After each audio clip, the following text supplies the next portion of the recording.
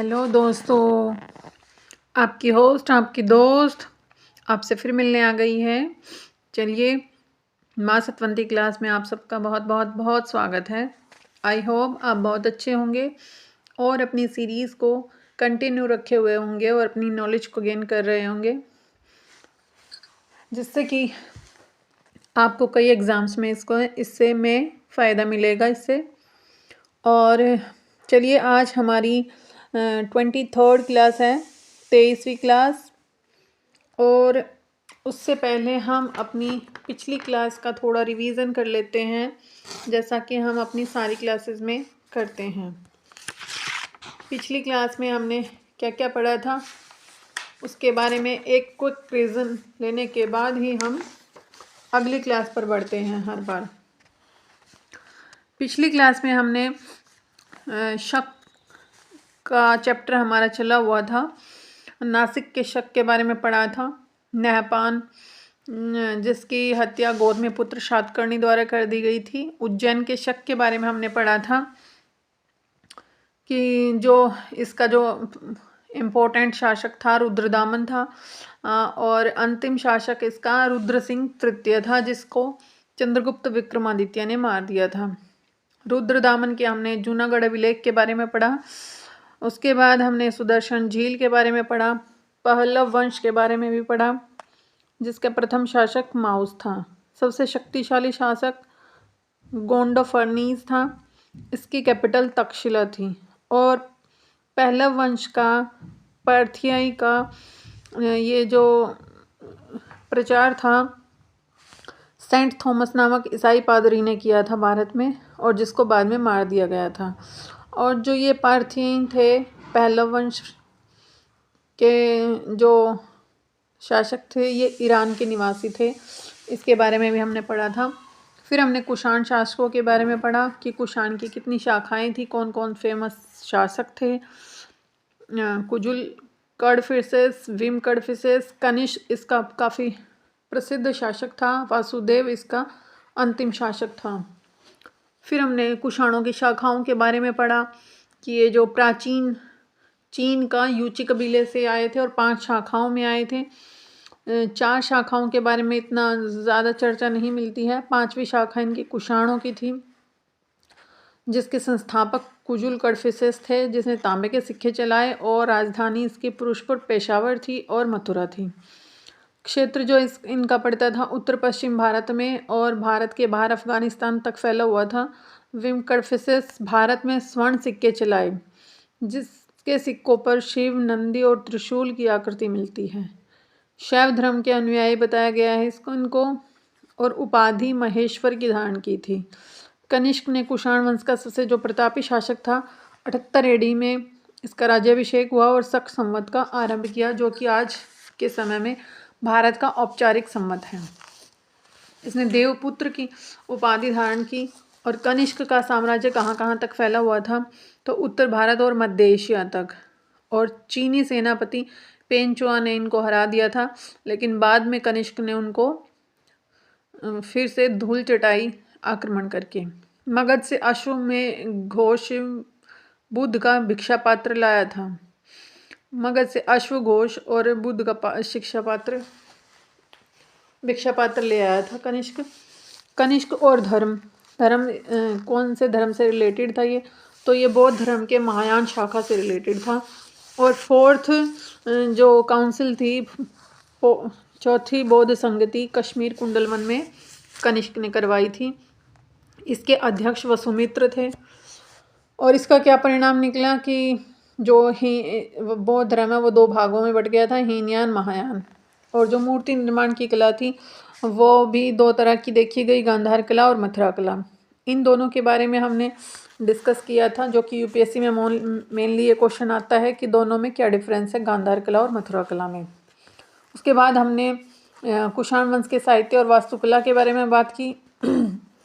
इन्होंने शुद्ध सोने के सिक्के जारी किए थे, और बामियान में खड़ी हुई बौद्ध प्रतिमा बनवाई थी कनिष्क ने। कश्मीर में कनिष्कपुर नामक नगर बसवाया था।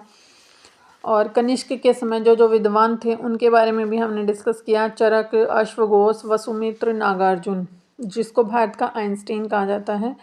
और वात्स्यायन भी इसी के समय में विद्वान थे जिन्होंने कामसूत्र की रचना की थी। अन्य तथ्यों के बारे में भी हमने थोड़ा पढ़ा था कि रेशम मार्ग पर नियंत्रण करने वाला प्रथम वंश था कुषाण वंश। सर्वाधिक जारी सिक्के तांबे के इसने जारी किए थे। अंतिम शासक इसका वसुदेव था और कुषाण काल में ईंटों के कुआं का निर्माण हुआ। शक और कुषाण ने अश्वसेना के बेहतर बनाया। मध्य एशिया के अल्ताई पहाड़ों से प्रचुर मात्रा में जो सोना प्राप्त होता था जिससे सिक्कों का निर्माण किया जाता था। और बाल विवाह का प्रचलन भी इस समय में था। खुद को देवपुत्र कहा, जो कि चीन के राजाओं से इन्होंने सीखा था। और उज्जैन उस समय का महत्वपूर्ण नगर था। उज्जैन की शिप्रा नदी, क्योंकि उस शिप्रा नदी से प्रचुर मात्रा में पत्थरों की प्राप्ति होती है। यहाँ तक हमने कुषाण वंश के बारे में पढ़ लिया था। अगला हमारा जो चैप्टर है वो अध्याय 20 था और अध्याय 20 में हमने 23वीं क्लास हमारी है ये। अब हम अपनी क्लास का शुभारंभ करते हैं। संगम काल के टॉपिक से हम इसको शुरू करते हैं। संगम काल ये वैसे थोड़ा डिफ़िकल्ट भी है और ज़्यादा बड़ा नहीं है, थोड़ा छोटा ही चैप्टर है। तो इसमें हम जो जो इम्पोर्टेंट पॉइंट्स होंगे वह ये डिस्कस करेंगे। संगम काल, संगम परिषद होती है। जो संगम होता है उसको परिषद कहते हैं। और ये परिषद क्या होती थी कि तमिल कवियों के और लेखकों के जो सम्मेलन होते थे, जो उनकी बैठकें होती थी, उसको संगम कहा जाता था।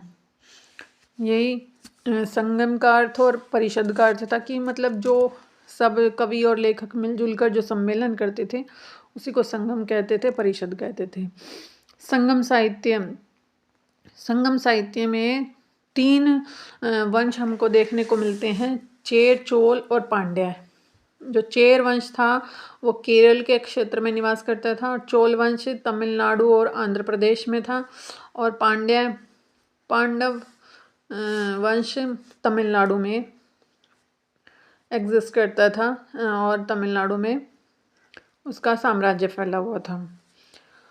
इसके बाद जो तमिल साहित्य से रिलेटेड 3 संगम देखने को मिलते हैं, तो उनका तीनों संगमों का आयोजन पांड्या वंश ने करवाया था। और जो 3 संगम हैं, पहला संगम मथुरा में आयोजित हुआ, तीसरा संगम भी मथुरा में आयोजित हुआ, दूसरा संगम कपाटपुरम में आयोजित हुआ है। और जो पहला और दूसरा संगम था उसको अगस्त्य ऋषि ने अध्यक्षता की थी और तीसरे संगम की नक्कीरर ने अध्यक्षता की थी। वैसे इनकी रचनाओं को भी इस डायग्राम में हम ऐड कर सकते हैं, लेकिन सारी रचनाएं हमें याद करने की ज़रूरत नहीं है। तोल्कापियम जो है तमिल व्याकरण की बुक है, जिसको तोल्कापियर ने लिखा था। ये ज़्यादा इम्पोर्टेंट है, इसको ज़रूर याद रखना। इसकी एक क्लिप हमने स्टार्टिंग में ऐड कर दी थी और एक क्लिप हमने बीच में ऐड कर दी है। आप वीडियो को पॉज करके उसको देख सकते हैं और समझ सकते हैं। अगर आपको बाकी रचनाओं में भी इंटरेस्ट है, उनको भी याद रखना चाहते हैं, तो प्रथम संगम, द्वितीय संगम और तृतीय संगम में जो जो ग्रंथ लिखे गए थे, बुक लिखी गई थी, उनको भी आप याद रख सकते हैं। अन्य तथ्य हैं, इस संगम काल के जो अन्य तथ्य हैं उनको भी हम देख लेते हैं। अगस्त्य ऋषि को ही दक्षिण भारत में आर्य संस्कृति के प्रसार का श्रेय दिया जाता है। तमिल भाषा में प्रथम ग्रंथ अगस्त्यम को माना जाता है, जो अगस्त्य ऋषि ने लिखा है और इसके प्रणेता भी इन्हें ही माना जाता है। तोल्कापियम बुक जो तमिल ग्रामर से रिलेटेड बुक है, तोल्कापियर द्वारा रचित है। तीसरे संगम में रचित साहित्य 8 संग्रह ग्रंथों में संकलित है। इन्हें एत्तुतोगई कहते हैं। नेक्स्ट है, तमिल प्रदेश में ब्राह्मणों का उदय सर्वप्रथम संगम काल में हुआ, जो समय का सबसे प्रतिष्ठित वर्ग माना गया है। जो सबसे प्रतिष्ठित वर्ग था, जो उच्च स्तर पर माने गए हैं, जिस वर्ग के लोग, जो वर्ण सबसे ऊपरी माना गया है, वो ब्राह्मण वर्ग था। और उसके नीचे सेकंड इम्पोर्टेंट वर्ग था वेल्लार वर्ग। वेल्लार वर्ग का मुख्य पेशा कृषि करना था। कृषि इसका क्रम था। कृषकों को वेल्लार कहा जाता था और व्यापारियों को वेनिगार कहा जाता था। चलिए संगमकालीन अन्य वर्ग भी देख लेते हैं कौन से थे। उस समय में कौन से वर्ग भी एग्जिस्ट करते थे। इसके अलावा पुल्लैयन दस्तकारों के वर्ग को कहा जाता था। एनियर शिकारी वर्ग को कहा जाता था और मलवर लूटपाट करने वाली जाति को कहा जाता था। चावल यहाँ का मुख्य खाद्यान्न कहा जाता था और तमिल प्रदेश का प्राचीन देवता मुरुगन था। कालांतर में उसका नाम सुब्रमण्यम हो गया था। उसके बाद संगम काल में ही मिस्र के एक नाविक हिप्पोलस ने मानसूनी हवाओं के सहारे बड़े जहाज़ों से सीधे समुद्र पार कर सकने की विधि खोजी थी। ये हमारा संगम काल था। यहाँ तक हमने संगम काल के बारे में पढ़ा। अब उसके बाद हम नेक्स्ट चैप्टर शुरू करते हैं अपना 21 चैप्टर, जो गुप्त साम्राज्य से रिलेटेड है। अब हम गुप्त वंश के बारे में पढ़ेंगे, गुप्त साम्राज्य के बारे में पढ़ेंगे। संगम काल में अगर आपको कुछ समझ नहीं आया हो दोस्तों, अगर आप इससे और भी ज़्यादा जानकारी लेना चाहते हैं तो आप हमें कमेंट करके ज़रूर बताएं। फिर हम इसको डिटेल में और ज़्यादा बड़े मैटर के साथ आपको पढ़ा देंगे। नहीं तो इतना जो हमने पढ़ा है ये एग्ज़ाम पॉइंट ऑफ व्यू से काफ़ी इम्पोर्टेंट है। इसमें से ही मोस्टली क्वेश्चन बनते हैं, इसलिए हमने इसको ज़्यादा डिटेल में नहीं पढ़ा। इतना इसके बारे में इनफ था। चलिए अब हम अपने नेक्स्ट चैप्टर की तरफ रुख करते हैं, जो कि हमारा गुप्त साम्राज्य है। प्राचीन भारत का इतिहास। गुप्त साम्राज्य में प्राचीन भारत में गुप्त साम्राज्य को इतिहास में स्वर्ण युग कहा गया है, जिसकी स्थापना श्रीगुप्त ने की थी। श्रीगुप्त, घटोत्कच, चंद्रगुप्त प्रथम, समुद्रगुप्त, चंद्रगुप्त द्वितीय, कुमारगुप्त, विष्णुगुप्त, ये हमारा इनका सीक्वेंस है। इसके लिए हमने एक छोटी सी ट्रिक भी बनाई है, वो हम आपको बाद में बताएंगे। अब एक बार इनके बारे में देख लेते हैं। जो फर्स्ट इसका शासक था श्रीगुप्त, वो संस्थापक है इस वंश का, और वास्तविक संस्थापक चंद्रगुप्त प्रथम को माना गया है और अंतिम शासक विष्णुगुप्त को। अब हम देखते हैं परिचय। गुप्त शासक कुषाणों के सामंत थे। जो गुप्त शासक थे वो पहले कुषाणों के सामंत रहते थे, उनके पूर्वज गुप्तों के सामंत थे। फिर जैसे जैसे समय आगे बढ़ा तो उन्होंने गुप्त शासकों ने उन पर उसके क्षेत्र पर कब्जा कर लिया और वहाँ पर अपना साम्राज्य स्थापित किया। गुप्त शासकों को वैश्य वर्ण से संबंधित माना जाता है। संस्थापक श्रीगुप्त, महाराजा की उपाधि। ताम्रपत्र अभिलेख। ताम्रपत्र अभिलेख में श्रीगुप्त को आदिराज कहा गया है। आदिराज मतलब जो सबसे पहले जिसने राज किया है, सबसे पहला जो शासक था उसको आदिराज कहा जाता है। इससे पता चलता है कि श्रीगुप्त ने ही गुप्त साम्राज्य की स्थापना की थी। चलिए अब हम आपसे अपनी ट्रिक के बारे में डिस्कस करते हैं कि घटोत्कच को बहुत ही कम इसमें कंसीडर किया जाता है सीक्वेंस में। घटोत्कच वैसे लिखने में आ जाता है, लेकिन इसका बहुत ही कम जिक्र मिलता है। ट्रिक हम आपसे बात करते हैं ट्रिक के बारे में कि जो ये शासक हैं इनको हम एक ट्रिक में पिरोने की कोशिश करते हैं। विष्णुगुप्त की जगह कभी कभी भानुगुप्त भी इसमें कंसीडर किया जाता है सीक्वेंस में। तो जब मैंने ये ट्रिक बनाई थी काफ़ी टाइम पहले, तो मैंने उसमें जिस बुक से पढ़ा था उसमें भानुगुप्त इसमें लिखा हुआ था, विष्णुगुप्त उसमें जिक्र नहीं मिलता है। तो अलग अलग बुक्स में अलग अलग कई बार नामों को कंसीडर कर देते हैं। घटोत्कच को बहुत कम कंसीडर करते हैं, विष्णुगुप्त को भी, और विष्णुगुप्त की जगह भानुगुप्त को कंसीडर करते हैं। तो अगर ऐसा कोई ऑप्शन में वैसे तो आता नहीं है, जिन पर ज़्यादा डिबेट वाला क्वेश्चन होता है तो उन पे आता नहीं है क्वेश्चन। अगर फिर भी आता है तो आप विष्णुगुप्त को या और भानुगुप्त में से कोई एक ही आएगा ऑप्शन में। घटोत्कच तो बहुत ही कम आता है। क्वेश्चन मोस्टली श्रीगुप्त से, चंद्रगुप्त प्रथम से, समुद्रगुप्त से, चंद्रगुप्त द्वितीय से, इनसे ही पूछा जाता है।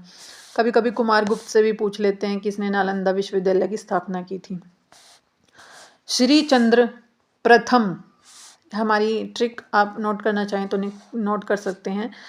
श्री गुप्त में से हमने ऐड किया। श्री चंद्र प्रथम समुद्र में, चंद्र दूसरे, कुमार ने भानु की तरह भुना, स्कंद की तरह भुना। इसमें बीच में स्कंद गुप्त भी आता है, स्कंद की तरह भुना। सॉरी, चलिए अब हम आगे बढ़ते हैं। हमने अपनी ट्रिक भी डिस्कस कर ली है। प्रमुख शासक इसके कौन से थे? चंद्रगुप्त प्रथम 319 एडी से 334 एडी तक। गुप्त वंश का वास्तविक संस्थापक और प्रथम स्वतंत्र शासक। लिच्छवी राजकुमारी कुमार देवी से विवाह किया। महाराजा धीराज की उपाधि धारण की। राज्याभिषेक इसका जो हुआ गुप्त संवत का आरंभ हुआ था इसके राज्याभिषेक के दौरान। चांदी के सिक्कों का प्रचलन करवाया। जो चंद्रगुप्त प्रथम है उसने चांदी के सिक्कों का प्रचलन करवाया था। उसके बाद हम समुद्रगुप्त के बारे में पढ़ते हैं। 335 ईस्वी में शासक बना था ये। इसने उपाधि जो धारण की थी वो कई उपाधियां धारण की थी। पराक्रमांक, अश्वमेधकर्ता, परम भागवत, कविराज, क्योंकि ये वीणा बजाता था और काफ़ी संगीत का प्रेमी था, संगीत का शौक इसको था, इसलिए इसको कविराज भी कहा जाता है। लगभग 20 शासकों को पराजित किया। विंसेंट स्मिथ ने इसको भारत का नेपोलियन कहा है। इसने ना 20 बहुत सारे शासकों को कहा जाता है कि पराजित किया था। 20 शासकों का जिक्र इसका लगभग मिलता है। तो भारत, जैसे नेपोलियन ने भी बहुत सारे शासकों को पराजित किया था, इसलिए विंसेंट स्मिथ ने इसकी तुलना भारत के नेपोलियन से की है। नेपोलियन से तुलना करके इसको भारत का नेपोलियन कहा है। दरबारी कवि हरिसेन था। प्रयाग इलाहाबाद प्रशस्ति की रचना, प्रयाग या इलाहाबाद प्रशस्ति कह सकते हैं, इलाहाबाद प्रशस्ति की रचना की थी इसने, और वो संस्कृत भाषा में की थी, ब्राह्मी लिपि थी, चंपू शैली में इसकी रचना की थी, गद्य व पद्य दोनों में। सिक्कों पर वीणा वादन करते हुए दिखाया गया है इसको। संगीत प्रेमी था ये। समुद्रगुप्त का ऐरण अभिलेख, समुद्रगुप्त का ऐरण अभिलेख पत्नी दत्त देवी की चर्चा है इसमें, और ऐरण समुद्रगुप्त का भोगनगर था। चंद्रगुप्त द्वितीय, अब इसके बारे में हम डिस्कस करते हैं। 380 ईस्वी में शासक बना।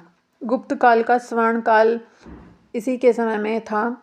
और उपाधियां इसने कौन सी धारण की थी? विक्रमादित्य, शकों को पराजित करने के बाद, उज्जैनी पूर्वाधीश्वर, चंद्र, परम भागवत, शकादि आदि। राजधानियां कौन सी थी? पाटलिपुत्र, उज्जैन, 2 इसकी राजधानियां थीं। और उज्जैन में 9 रत्न रहते थे चंद्रगुप्त द्वितीय के। वैवाहिक संबंध किससे स्थापित किए? नागवंश की राजकुमारी कुबेर नाग से इसने विवाह किया, जिससे इनको प्रभावती गुप्त नाम की पुत्री पैदा हुई, जिसका विवाह वाकाटक वंश के शासक रुद्रसेन द्वितीय से हुआ था, जिसका हमने वाकाटक वंश में भी चर्चा की थी कि रुद्रसेन द्वितीय से चंद्रगुप्त द्वितीय की पुत्री प्रभावती गुप्त का विवाह हुआ था, क्योंकि वाकाटक वंश शुंग वंश और गुप्त वंश के बीच बफर स्टेट का काम कर रहा था, और इसलिए चंद्रगुप्त द्वितीय ने उससे काफ़ी अच्छे संबंध बनाए और वैवाहिक संबंध स्थापित किए। अपनी पुत्री का विवाह रुद्रसेन द्वितीय से किया था। जब रुद्रसेन द्वितीय की मृत्यु हो गई थी तो प्रभावती गुप्त ने ही शासन की बागडोर संभाली थी। आपको शायद याद आ रहा होगा, हाँ, अगर आपने हमारी पिछली वीडियोस देखी हैं तो उसमें हमने ये चीज़ें समझाई थी। चीनी यात्री फाहियान भी इसी के समय में भारत आया था, 399 से लेकर 414 तक। दरबार में 9 विद्वान थे, नवरत्न जिनको कहा जाता था। राजकवि शाब, राजकवि इनका था शाब। संधि विग्रहक सचिव वीरसेन था। शक के विजय के बाद मालवा में चांदी के सिक्कों का प्रचलन हुआ। नोट विशाख दत्त द्वारा रचित देवी चंद्रगुप्तम के अनुसार समुद्रगुप्त के बाद रामगुप्त शासक बना था। जो विशाख दत्त है उन्होंने मुद्रा राक्षस की रचना की थी और देवी चंद्रगुप्तम की भी रचना की थी। कई बुक्स में इसका जिक्र मिलता है कि समुद्रगुप्त के बाद रामगुप्त शासक आया था, जो कि चंद्रगुप्त द्वितीय से पहले शासक बना था और जिसको मार कर चंद्रगुप्त द्वितीय ने उनकी पत्नी से विवाह कर लिया था। ये अलग अलग बुक्स की अपनी अलग अलग स्टोरीज़ होती हैं। कभी किसी को थोड़ा सा ज़्यादा हाईलाइट करने के लिए वो अपनी बुक्स को सेल करने के लिए डाल देते हैं। अब पता नहीं वो सच होती हैं या झूठ होती हैं। तो कई बुक्स में हमने भी ये चीज़ पढ़ी है कि रामगुप्त को मारकर चंद्रगुप्त द्वितीय ने उनकी पत्नी से विवाह कर लिया था, क्योंकि वो इतना प्रतापी शासक नहीं था, एक अयोग्य शासक था। अब उसके बाद चंद्रगुप्त द्वितीय के नवरत्न जो कि उज्जैन में थे और फाहियान की चर्चा भी इसमें मिलती है। चंद्रगुप्त द्वितीय के नवरत्न उज्जैन में थे। फाहियान की चर्चा हम अगली उसमें वीडियो में करेंगे। फाहियान की चर्चा देखेंगे फाहियान के बारे में, और उसके बाद हम एक चंद्रगुप्त द्वितीय के नवरत्नों के बारे में भी पढ़ेंगे नेक्स्ट क्लास में। फिर हमारा थोड़ा सा ही बचता है।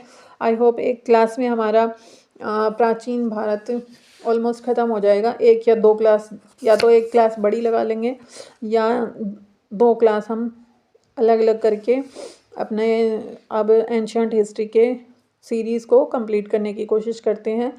अब DSSB की वैकेंसी आ रही है PGT की, तो हमें अपना जल्दी जल्दी सिलेबस कवर करना है।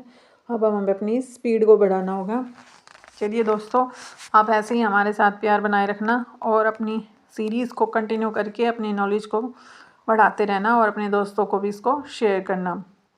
आप हमारी वीडियोस को लाइक करें, शेयर करें दोस्तों के साथ और खूब सारा हमें प्यार देते रहें। अगर अभी तक आपने हमारे चैनल को सब्सक्राइब नहीं किया है तो आप हमारे चैनल को सब्सक्राइब करें और आप हमारे साथ जुड़ जाएं, अपने पढ़ने पढ़ाने के सिलसिले को जारी रखें। Learn more, grow more. Thank you दोस्तों, हैव ए नाइस डे।